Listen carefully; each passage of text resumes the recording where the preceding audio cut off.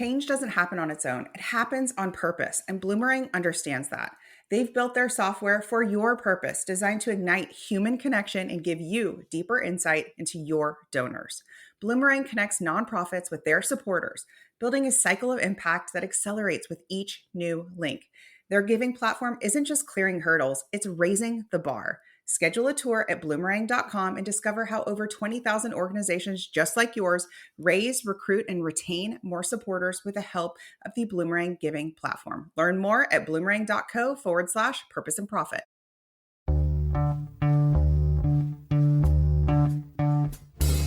Welcome to the Purpose and Profit Club podcast for nonprofit leaders, mission-driven creatives, and social entrepreneurs. Get ready to stop dreaming and start doing. Here, ideas become action. We prioritize purpose and profit. You ready? Let's go.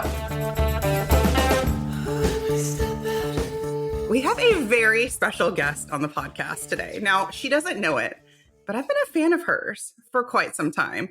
So Kayla Houchin is here. She is the founder of Sonder Bakehouse. She is a evangelist, like rock star advocate for charity water. And we're going to talk about how she's weaved in her entrepreneurial spirit into helping so many people have access to clean drinking water. So Kayla, I will give you a warm welcome and let you introduce yourself a bit more. Tell us about you. Wow, that was such a sweet welcome. Yeah, kind of just what you said. I've got this bakery. Kind of grew up baking. Always had a love for it, kind of a passion for it. And then in 2012, so a while ago, I found out about charity water. And then for years now, I've just been trying to combine those two things that I'm really passionate about, just giving and serving others, and then Sonder and charity water. And yeah, kind of just figuring out how I can do that and kind of stumbling through it. And you have figured it out.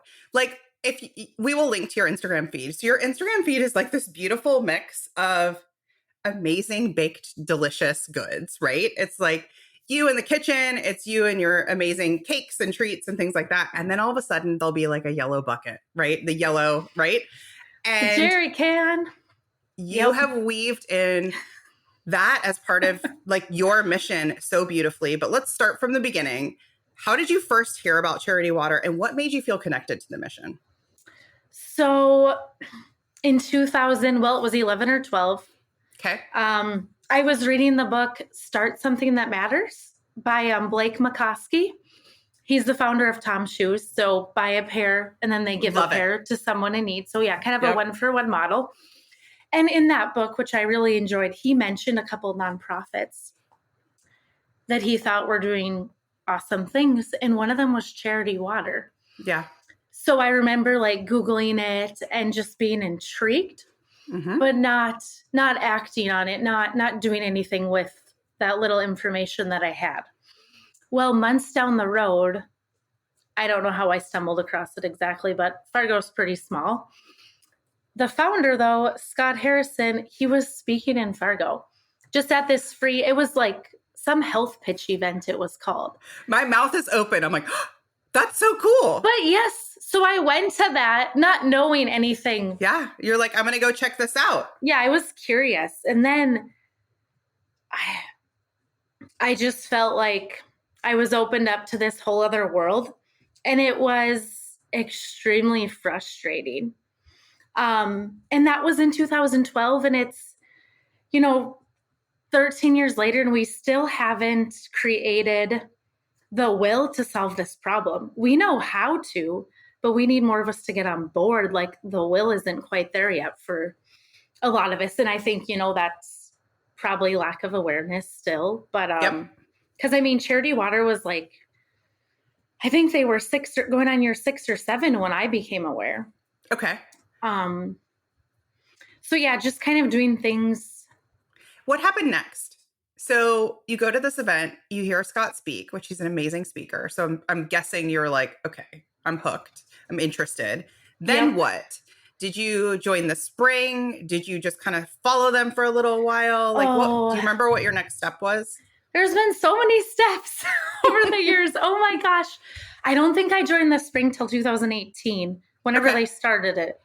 But so it must have been 2012. Scott and I talked about this and we're like, not sure, think it was 2012. Sure, yeah. But it must have been because in 2013, I did my first birthday campaign for Charity Water. Yep.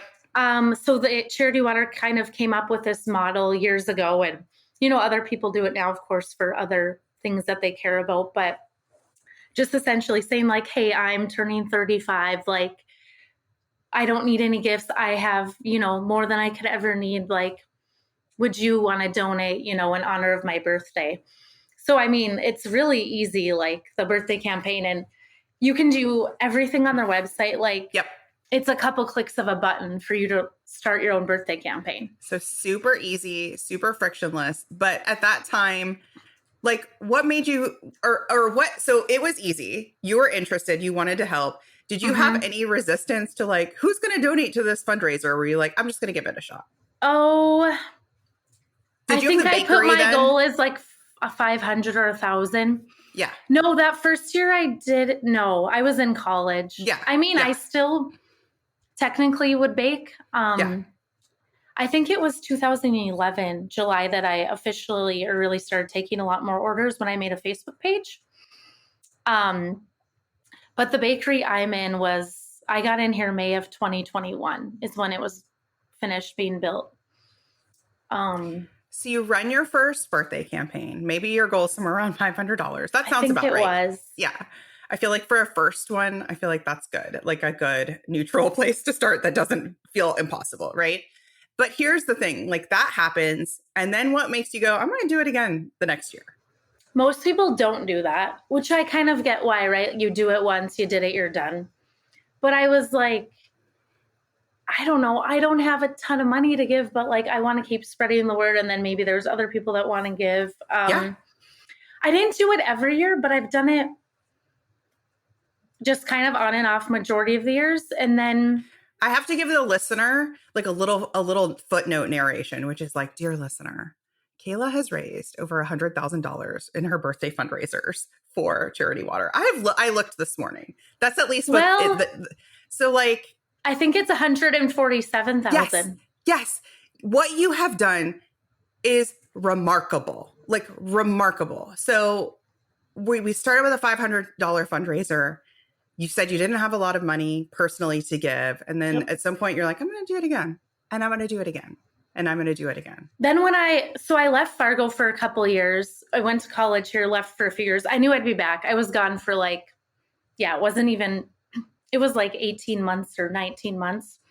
But then I moved back to Fargo it was like April of 2018. And then fall of 18, October, I'm reading Scott Harrison's autobiography, Thirst. It really, truly changed the focus and kind of transformed like the mission of what is now Sonder Bakehouse.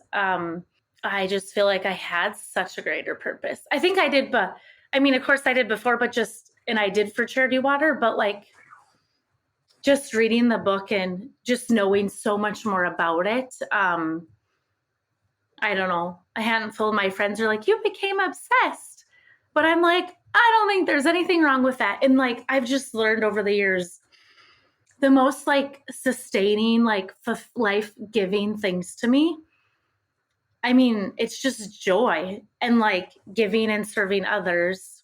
Like this is the best way that I know how to do that, really, is through Charity Water, because at the end of the day, I want to make the biggest impact that I can. Well, there's 700 million people right now, still 1 in 10 that don't have access to life's most basic need. I think that's where I can make the biggest impact. So I kind of wrote down some goals as I was reading the book. And like the question I had at the top was, what can I do to make the biggest impact?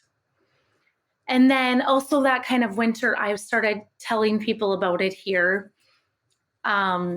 Just friends and family, more about Charity Water. And then this gal that I just became good friends with, well, both of them really, they're both wedding vendors and I've been in the wedding circuit for a while.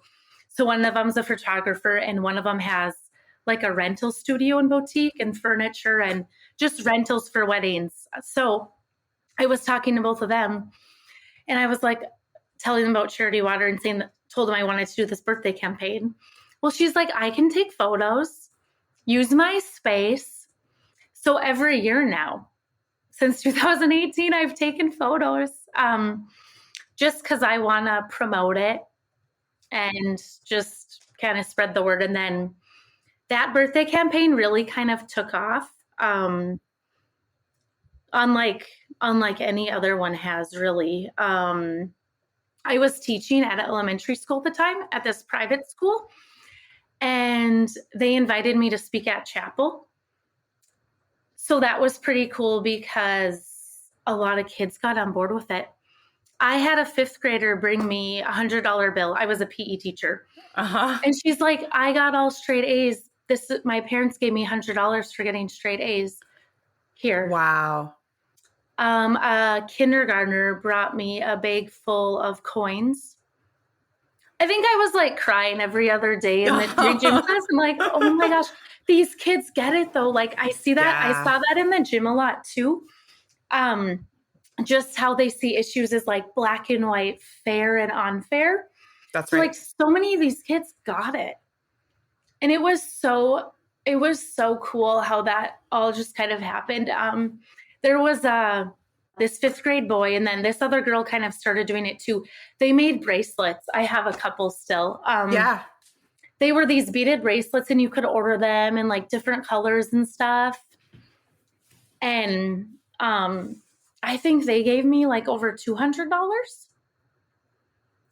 And then just like was on a radio interview and local TV, and then like World Water Day. I wasn't expecting this. I remember I was visiting my friend in Vancouver. It was like over Easter weekend, and someone sent it to me. It was just our local paper, but it was on the front page. And they're like, yeah, this will be like maybe in, the business section. Yeah. And I was like, so that like helped spread the word a lot. Do you remember how much you were trying to raise for that birthday campaign? I don't remember what I wrote as a goal. Maybe like 10,000. I don't remember, but it raised like over 17,000. Wow. And then the beginning of that, I have to backtrack a little bit. There was this local magazine that was kind of big in the area, a local free magazine. Yeah.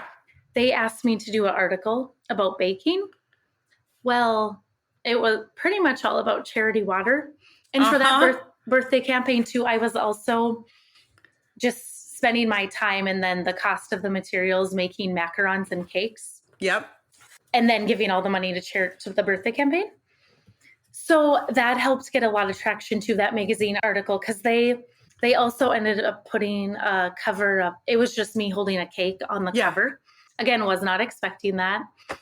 It wasn't a Charity Water cover exactly, but like the photos in the magazine and stuff was all kind of about this birthday campaign. And then the coolest thing happened from there too. I remember I was like in the equipment room at school, and someone called me. She saw the article in the magazine and she wanted a cake for her daughter's birthday. Well, I get to know her because I'd never, this person was a stranger before, and I got to know her more. And she's like, we're Charity Water supporters. Here I come to find out. Yeah. They were well members at one point in time. So if you're part of the well, you are part of like 130 families that pay for the overhead costs. Yep. All the salaries, the toner and the copier, like everything. Because you and I, the general public, every penny. Oh, yeah. It's 100%. Yeah. Yeah. So just their model and the way they operate really turned me on to them. Mm-hmm. But then I just never thought that there would be well members in Fargo. And she didn't even tell me that, because I had supper with her. Yeah. And because this was just in March. And a couple of weeks later, I went to Charity Water headquarters. Yeah. Which they were then in New York City. They're not anymore after COVID. But there was a list on the wall, everyone's name that was a well member. And I was like, you've got to be kidding me. So they're just also very humble and gracious. I didn't realize it at the time, but I think it was just like, no matter where you're at, you can make such an impact. And like, yes, this is North Dakota, but like people all across all states are doing things for charity water. And I don't know why that surprised me so much. And they were the first people that I had met that like knew about the organization. I think it's that too, of like, wow, there are people in my own hometown giving significantly towards this. And I had no idea, like something there too, right? Of you know, like, because I mean, if that article isn't there, there's, yeah. So you run these birthday campaigns. You're getting some like amazing grassroots marketing. So you're kind of getting the like local traction, the radio, some TV placements, the news articles. And it's interesting because what you've done is like really weave in your own entrepreneur story, your own, like as you're baking, you're doing the wedding circuit and weaving in charity water through it, which tells me this greater goal of like having this, whether it's give back or having some sort of wider goal of purpose. And oftentimes, so the podcast listeners are mostly nonprofits, people in social impact, nonprofit founders, nonprofit leaders, etc. And oftentimes they can be very in their own head about how to get people to peer fundraise, which is what you're doing, right? To run fundraisers for them.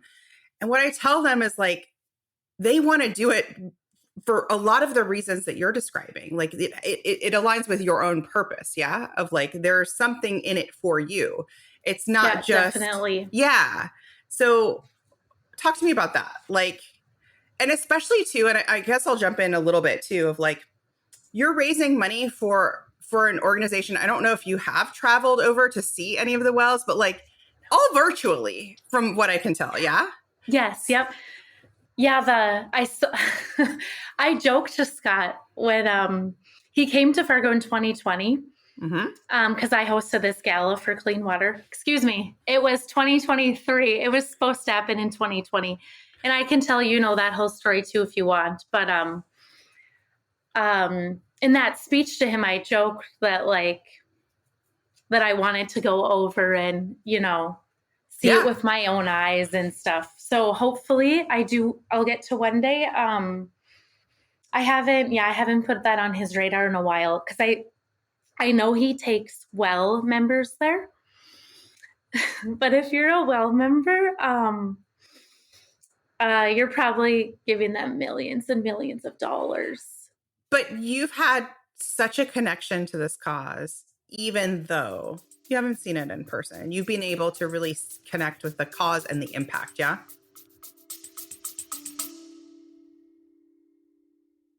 If you're stuck in a rinse and repeat fundraising cycle with grants that take too long, galas that drain your team, and grassroots strategies that aren't scaling, it's time for something different. I'm hosting a free training called Bring in 50 to 100K of new funding without galas, grants, or grassroots, what's actually working in 2025. You'll learn how smart nonprofits are growing faster with bold campaigns, free influencer partnerships, and donor messaging that actually converts without adding staff or getting stuck in endless cultivation. Go to splendidcourses.com/live to grab your seat because your next 100K doesn't need to take all year. I'll see you on July 17th.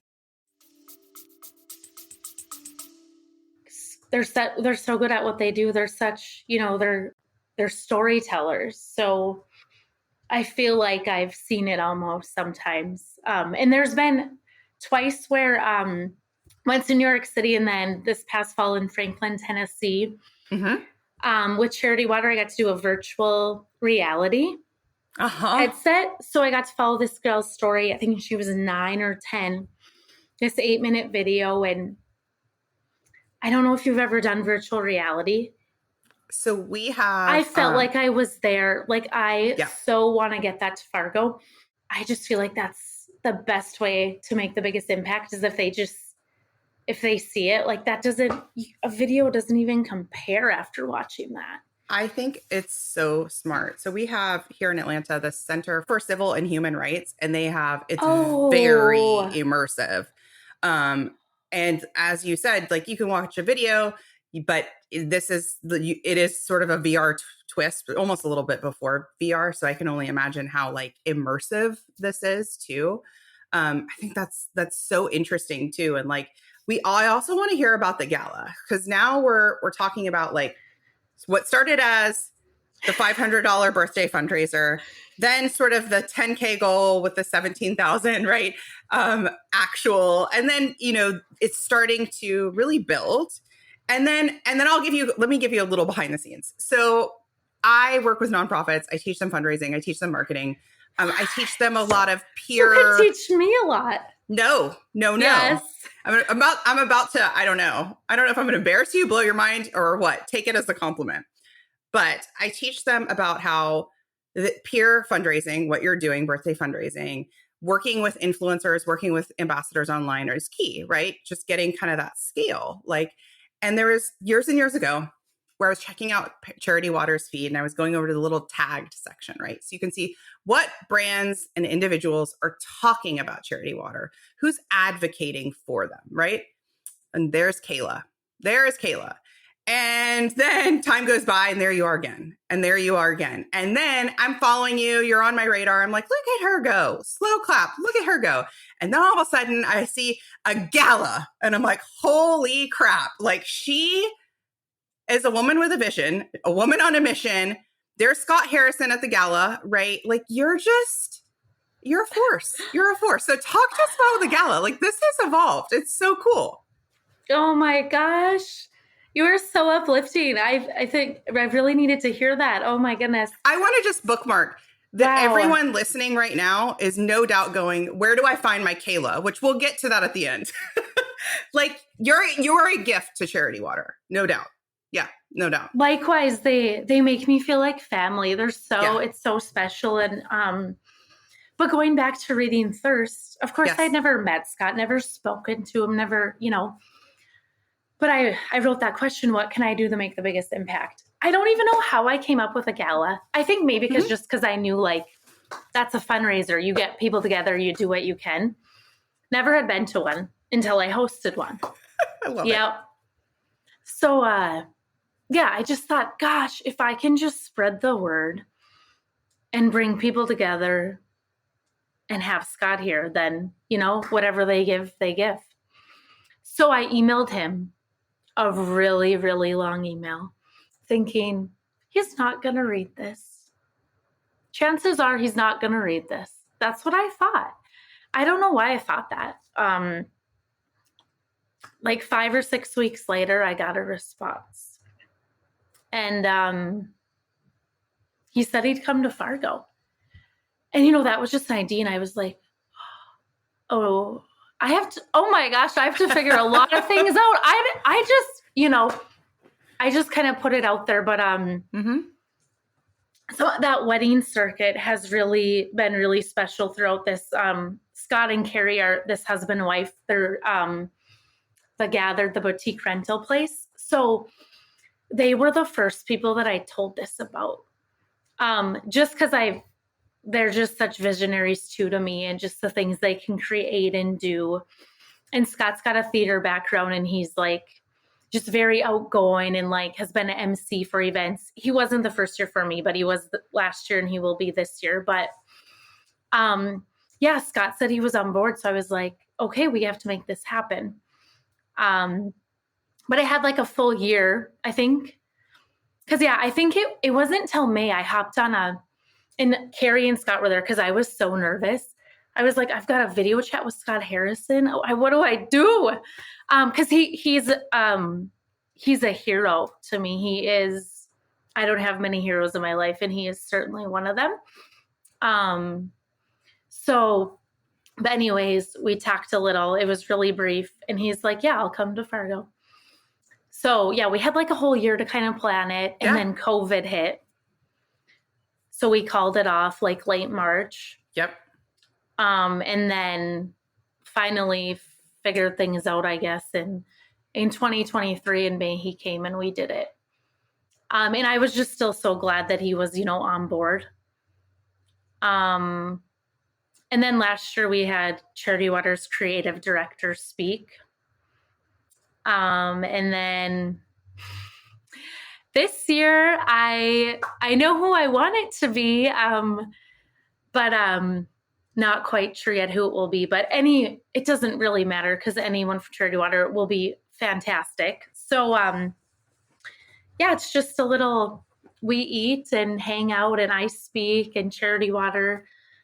We get to hear more about them. And then like last year, I did a live auction at the very last minute last year. There's going to be a live auction again and just a few other things, but it's also kind of simple because I still like fundraising and galas I know I've done a few, but it still seems like there's so much I don't know about it. I don't really know what I'm doing. So I try and keep it simple. Yep. And the hardest thing for me probably is selling those tickets and those tables and just really putting myself out there. Right. Okay. So yep, it's came together both years, thankfully. Yep. Right. But nothing stresses me out more than that. Yep. Is it always down to the wire last minute trying to sell the tables, or is it like it has been. It shouldn't be very anymore. Normal. That's very normal. Yeah. But I'm like, I'm going to put this out there. We're going to sell out like by April. I'm not going to worry about it. But you have brought Charity Water to your community. Yeah. I just want them to be aware of it. This now, like in person now, this will be the fourth year happening? Or third year. Third year. Yep. Like that's remarkable. Like people who Charity Water was not on the map for, or maybe they knew about it just a little bit, and just bringing people together for it is so cool. And having this be an annual event and having this annual event be put on and run by you, somebody who was like, you know what, this is an organization I want to get behind. This is an organization that when I first learned about it, I could give, I don't know, $100 and that's all I've got. And you've just stair-stepped your impact and gone outside of what you yourself could even give monetarily. And you've given so much more by having that awareness piece. I think it's so cool. So cool. Oh, thank you. Yeah. But yeah, just getting people aware, and then, it's up to them if they want to put their dollars behind it. And I'm not close to this at all, but I just thought, gosh, if everyone who knew me and who knew Sonder, I wish they knew Charity Water. Like, I want them to be so like together in that. I'm not good at that at all. Cause I don't have things in my store, and I have a jerry can, but like, it kind of depends. Sometimes I talk about it a lot with the customers. Sometimes I don't. There's been some really, just really cool stories that have come out of it. I've got probably, two that really stick out to me just from, a complete stranger, or they were a complete stranger at one time. This one gal actually came in last month, and I still had never met her, but she's like, I just turned 40. And I just wanted to tell you that I was at the gala the first year. And I just donated a well for my 40th birthday. So I'm like, cool. She dropped 10,000 or 12. Wow. And I'm like, wow, I'm glad she told me that, because you never know how far what kind of ripples you're going to create. And you never truly will, because you're not going to usually hear them, right? So it just, the impact you create goes so much further than you could ever know. And then another story that I just love, she came into the bakehouse like a year and a half ago. It was like July of 23. She came to Fargo on a whim at the last minute. She'd never been here before. She lives in Nashville, Tennessee. And we were talking, but she looked at my website and she saw something about Charity Water. So she's like, that's cool she's connecting what she's doing like with a nonprofit. So that must have spoke to her a little bit. And then I gave her, I have copies of Scott's book in my store. I probably give more away than I sell, because I gave her a copy of the book. And a full year later, in July of this past year, she emailed me and was like, that book was so amazing. Like, I finally read it, and thank you. And if you're ever in Nashville, need a place to stay, let me know. And then a couple of months later, I got Charity Water hosted this water weekend in Nashville in October.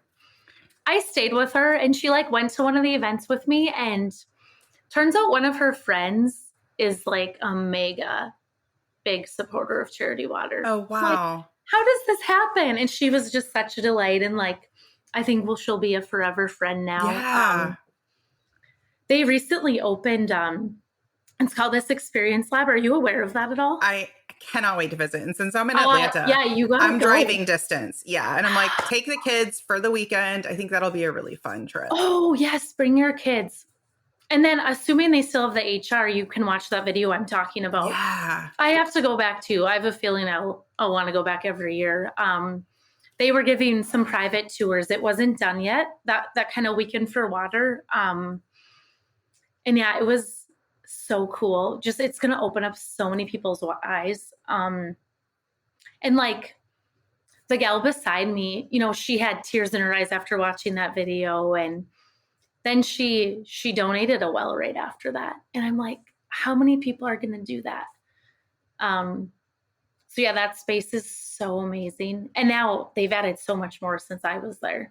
And it really officially opened to the see it. public, I believe, on Saturday. Oh, so cool. It's so cool. And, you know, Charity Water has always been an innovator in that way, you know, of just find me another nonprofit that has an experience like this. Like, I don't know. Anyone, write in and tell us.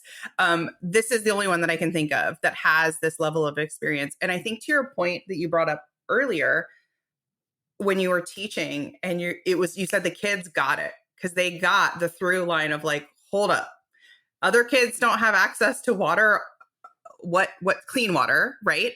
And they immediately got it. And I think that this helps just drill down for adults, I think too, who are like, well, their country should figure that out, or somebody else should handle that problem. When you're in an immersive experience like that, like I find it disrupts you. It disrupts you from like the way people have been chugging along. And it's like that moment is why somebody would donate a well after listening to that or being part of that experience. It's like a disruptor in that way. And I think Charity Water is really exceptional at doing that.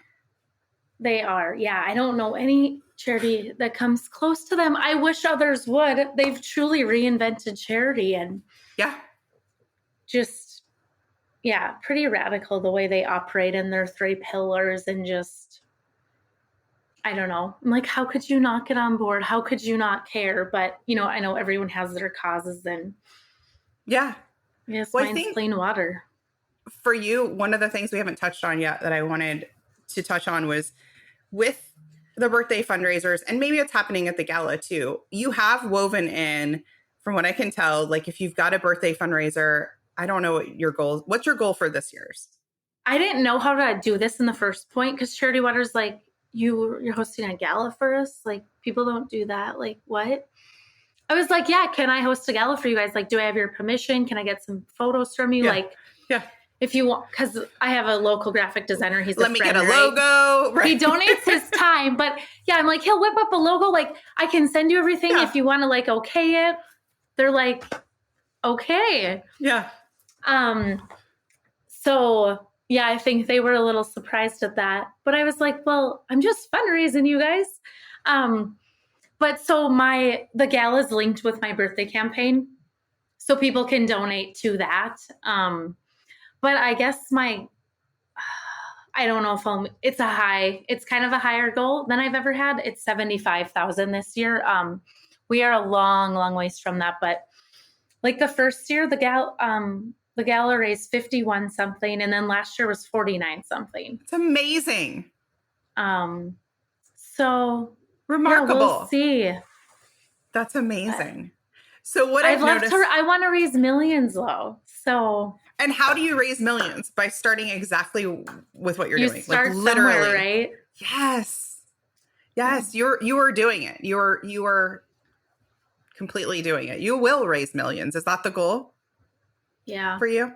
And just to see it eradicated in my lifetime, yes. I just really want that. And yeah, I don't know. They've come such a long ways, but also like, cause Scott speaks to, you know, how frustrated he is. Cause like when they started, it was like 1 in 6 people didn't have clean water. Now it's 1 in 10. So like I don't even think they've made like 3% of the way there. Mm-hmm. Like, so we still have 1 in 10 people, 700 million, but I don't know. There's so much, there's still think there's so much hope around it. It's completely solvable. It's just like, I don't It know. is. It's like a lack of will and caring, and it's just an awareness, I guess. So Well, that's kind of what I'm thinking with like, you can say, I can say to my neighbor, right, that stat right there. Okay. And my neighbor may be like, okay. And then I stick my neighbor in this experience with the VR headset, like in it, she's going to have a different reaction. That's what I think is palpable, is going to help move this needle quickly.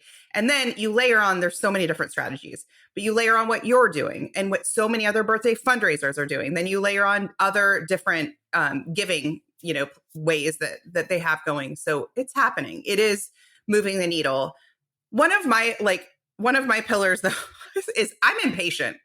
And so I get it. Like, I match your impatience of like, I don't want this shit like eradicated in 400 years. I would like it. I actually would like it yesterday. I don't think that anyone should. They're so behind the. Yes. So like, I think that impatience is in this instance helpful. It's moving you forward faster.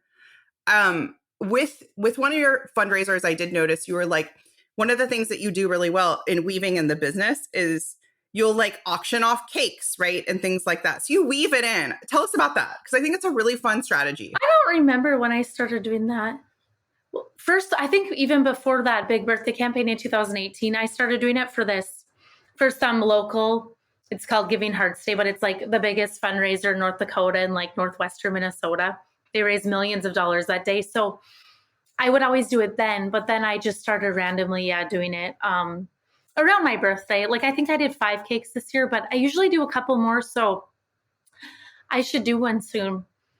Just like one, and it's kind of random, not much heads up, but I don't know. The average is probably like 150 or so. They go, and it's nothing crazy. We had one story last year that the cake raised nearly 800, I think it was. Oh, wow. So that was really cool. Was it like a limited edition flavor or something? My mom and this other guy, I didn't even know him. He's like near like my hometown. But yes, he would ask my mom, he'd text her like, when's she gonna sell those cakes again? Because yes, they would get in bidding wars. And I think it went $300 or $350. And then, so my mom ended up getting that one, but kind of this stop on the way home as our other friend's house. Yeah. So random, but we share the same birthday. I do with Brad. So my mom gave it to Brad for his birthday. And they're like, where'd this come from? And then his wife, and then Brad and Cindy donated that same amount to my birthday campaign. And then there's something I'm forgetting, because it was between $700 and $800. That's amazing. But like 3 people like essentially donated or gave money for that one cake. Yeah. I was like, what is going on here? But she's like, I don't want that cake. It's my family like never eats the stuff I make, hardly ever. It's so funny. She'll always bid on cakes, but I'm like, who'd you give it to this time? Because she's like your birthday buddy. And then like the next day, I'm like, oh my gosh, Cindy donated that same amount that you paid. It's amazing. But yeah, cool. Like, yeah. And then it's just like to have people message her and be like, when's Kayla like doing that again? Because he just like looks forward to it. Mm-hmm. So I'm like, that's cool. But yeah, they're just on Facebook. They're really low key. It's just kind of when we have time to throw something extra together. So yeah, it's really, I don't know. It's easy and simple, and they just donate directly to that link. And like, I don't do any extra work really on my end. Perfect. So I'm gonna have to do one soon. Yeah. I love it. So I'm curious too, if you could inspire just one person listening to take action today, especially one person who may be not in-house at a nonprofit. Maybe they're listening and they're like, ooh, I wanted to hear the Charity Water episode. I want to hear, or I'm kind of curious about, how I could help support a cause I care about. What would you want them to know? What would you want them to know? Oh, I would hope that they would just start. Yeah. You know, start by doing what you know. And to me, I guess it's just along with like another passion of mine and something I enjoy doing and something that I'm somewhat good at. So like, what's a hobby of theirs? What's something they enjoy doing? I don't know if they could use that somehow, or maybe they're a painter and they try selling their paintings. I've done lots of things in the name of charity over the years. Maybe they like to run. So the first big thing I did for another nonprofit, I ran a marathon. And I just asked people to donate, like maybe it was $1 per mile. And then just with the baking, I really like baking and it's like second nature to me and just what I do. So yeah, hey, I'm going to auction off these cakes. You don't have to reinvent the wheel or, people don't expect you to do something that hasn't been done before. But you want to enjoy it, right? Like the fundraising, the first 3 letters are FUN. So it should be fun. It should be joyful. And it isn't always someday, but usually like it should be. And it should just be something that brings you joy. Because for me, at the end of the day, that's what sustains me is that joy and that service to others. Because that's the biggest part of why I'm here.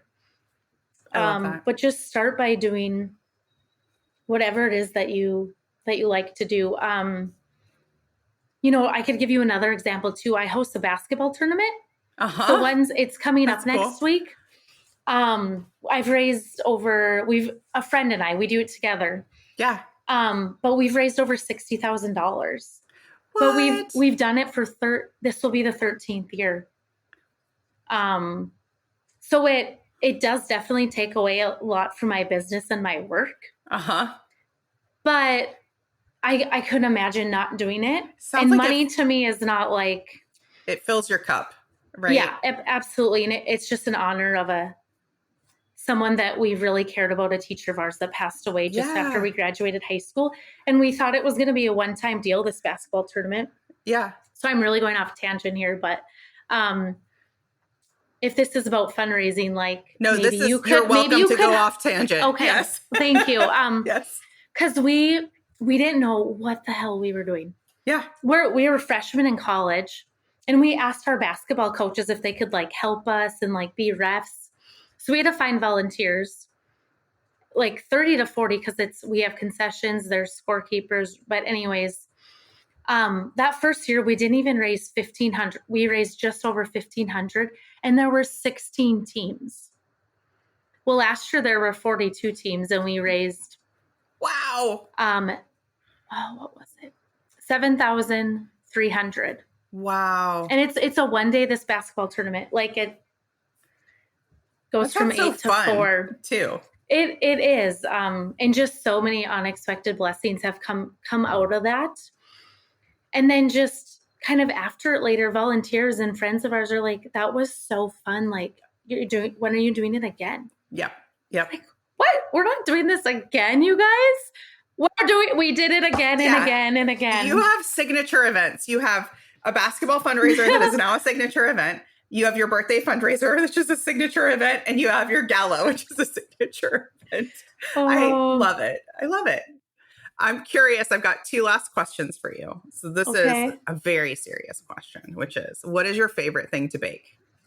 Oh, cheesecake probably. Yeah? Yeah. Just because it's, I don't know. I feel like cheesecake is like a science. Like it's hard. Easy. So, and that's only because I just have a lot of nostalgia like behind it. It was the first thing people started paying me for to make when I was 16. So, here's another story for you.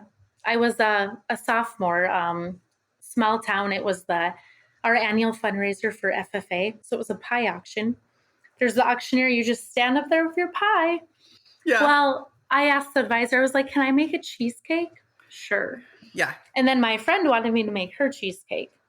Well, those 2 cheesecakes sold for way more than normal.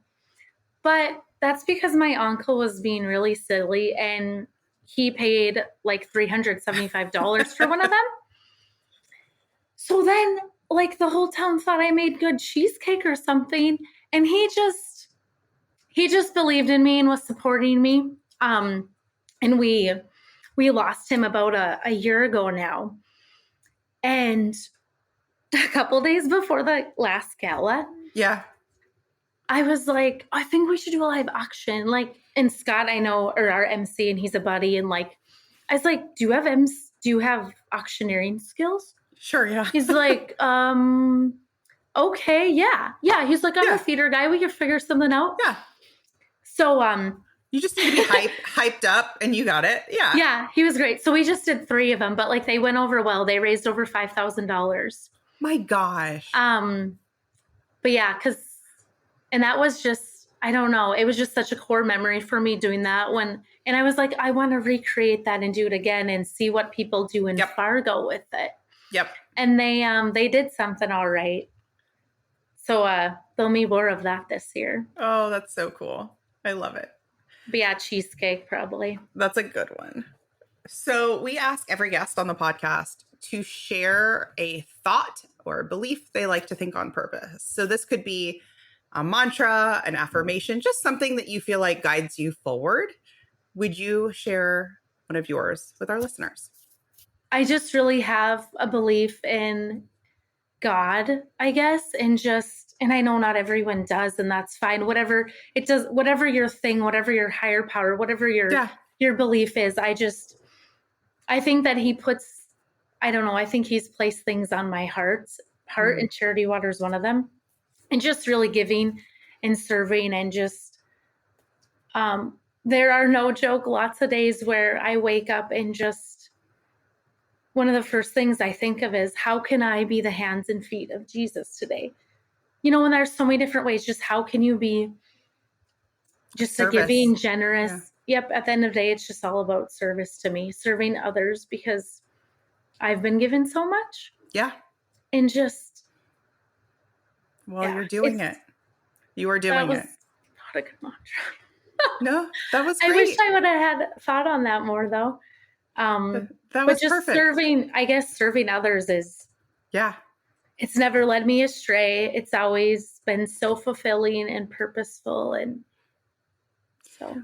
Well, I think that everything you shared is going to be, I can't underscore how helpful it's going to be for our listeners because you've shared it through the point of view of a donor, of a fundraiser, of a supporter, of an organization you care deeply about. And you've showed us your why, if that makes sense.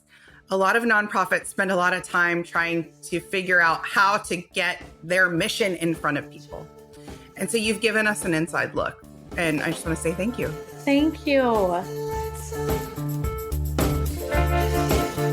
Hey, High Achiever. I know your sights are set on ambitious, world-changing goals. In the Purpose and Profit Club group coaching program, you can get the support, motivation, and strategy to accelerate your impact. I like to say it's where the inner work meets big impact and big funding. Go to splendidcourses.com/waitlist and you will be first to be notified when we open up doors and you'll get special bonuses when you join our waitlist. See you inside.